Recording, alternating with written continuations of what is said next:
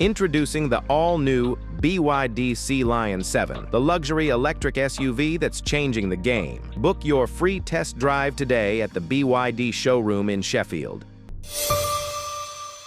Dr. Steelhammer, Vladimir Klitschko, and Dr. Iron Fist, Vitaly Klitschko, Shannon the Cannon Brigg, and Butterbean, Cruiserweight King Jai Opetaia. Boxing King Media, powered by BYD. Delighted to be joined by Sonny Edwards here at Tottenham Hotspur Stadium. Close, I rarely interview you when you're close to home, like your original home. I can't lie, Tottenham don't seem close to home. I'm a Croydon boy. We're the other side of the spectrum. No, but it's closer than like Sheffield, isn't it? Closer than Sheffield, but not too much further. Croydon's the other side of the world from Tottenham. Let's jump straight into it, Sonny. We ain't got a lot of time. Press conference is going to take place very shortly. What have you made of all the antics with the back and forth this week between both fighters? Any mind games, anything like that? I don't think there has been all too much, to be honest. I've been kind of underwhelmed. I'm just waiting for it all to kick off. They've been very kept apart from each other. They've been very reserved, both of them, in the moments we've seen them. They haven't said too much. Obviously, you'd think that today would be sort of the pinnacle of fight week and to set the tone for tomorrow. But yeah, I think it's been quite reserved. I think the most interesting thing to talk about is maybe BENN getting Billy Joe Saunders to potentially watch the hand wraps of Chris EUBANK. I think that's the most sort of breaking thing I've seen this week. That'll be interesting. The big thing I saw yesterday, I don't know if you saw, all the pictures and videos flying around of Chris. Obviously, you've made weight numerous times. You've had people judging you about how drawn your face looks. But what do you make of the pictures that are going about Chris? Does he look like a man that's struggling for weight? He looks decent there. His body don't look too tight. Like, his skin's usually a big tell if the skin's getting really tight on the body. And look, yeah, his cheekbones look a bit prominent, but that's gonna happen when you've cut weight. No matter, anytime anyone taking 10 pounds, even if you're overweight, 10 pounds in a short pace of time is gonna make your cheek suck in. So yeah, I don't know. I don't think he looks dreadful, but we will see today. We'll see in person today. We'll see. Because look, by the time he gets on the stage, it'll probably be about 6:30, gets off, probably about 7. And then he's got to go and make weight, you'd think.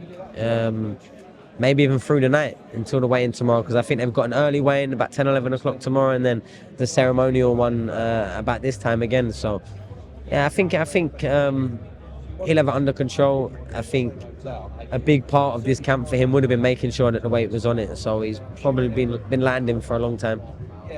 But because I think this event's going to draw a lot of casual fans, and a lot of them don't understand when you say making weight. So I know there's two concepts. There's one where I know a lot of fighters will have a hot bath, they'll wrap themselves up in towels, lose the water like that. The other option is putting a sauna suit on and going running for God knows how long till the water comes out of your system. So I don't know if you've tried both. What's pluses and minuses of both sides, and what do you think he'll do?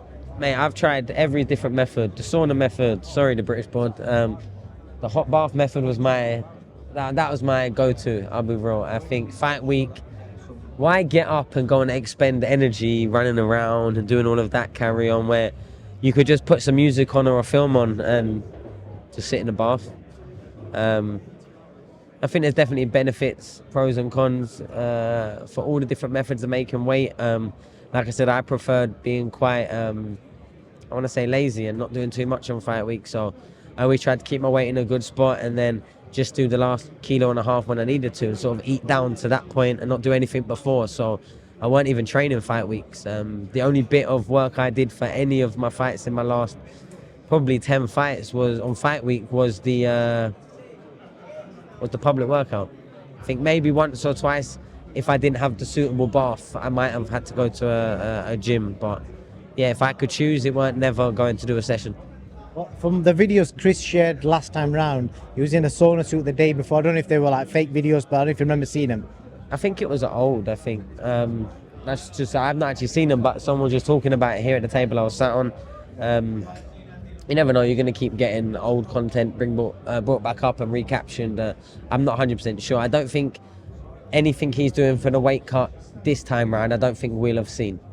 I don't think it'll have gotten out. I don't think no one would have taken a picture of it and posted it. I don't think any of that would have happened.